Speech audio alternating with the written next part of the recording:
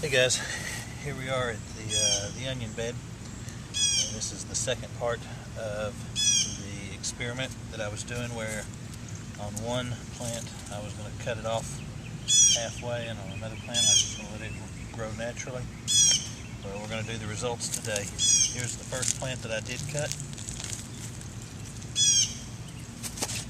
and that's, I don't know, inch and a half maybe. Plant that I didn't cut,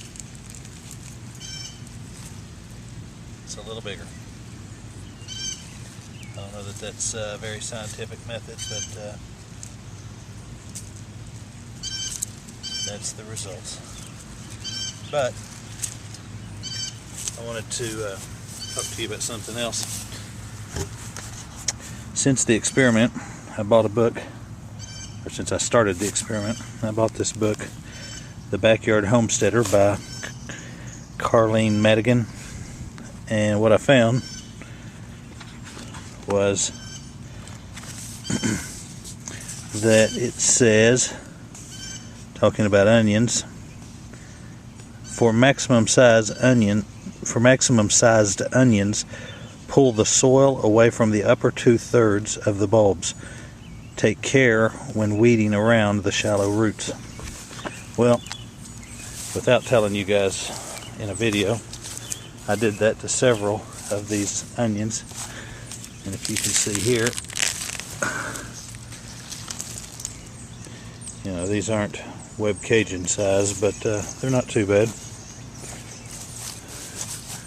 Considerably larger than the two in the experiment.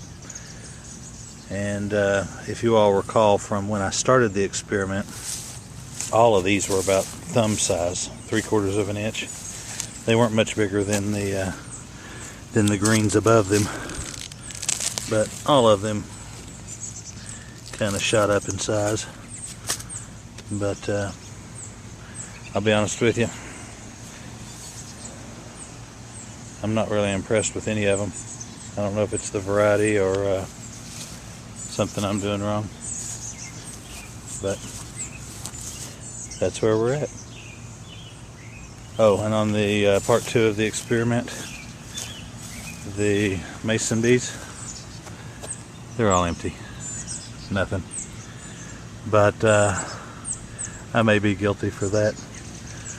After I mounted this on the tree, I then mounted 2 bird feeders. And I think the birds may keep the mason bees away. I don't know, but that's where we're at on the experiment. Thanks, guys. Okay, I was a big dummy and didn't separate these, but in my honest opinion, there was a noticeable difference between the ones that I cut in half as opposed to the ones I did not. And in addition to that, there was an even more noticeable difference between the ones that I brushed the dirt back from the ones that I did not. Now on the garlic, I did separate it. Let me show you here. Now I cut the garlic also, like I did the onions. I cut them in half, and I'm going to recommend that anybody that grows garlic not do that with garlic. These are the ones that I cut. This is the gourmet white garlic that I bought at the big box store. These are the ones I cut, and they're anywhere between 3/4 of an inch and an inch, so pretty small. And these are the ones that I left alone and just let them grow.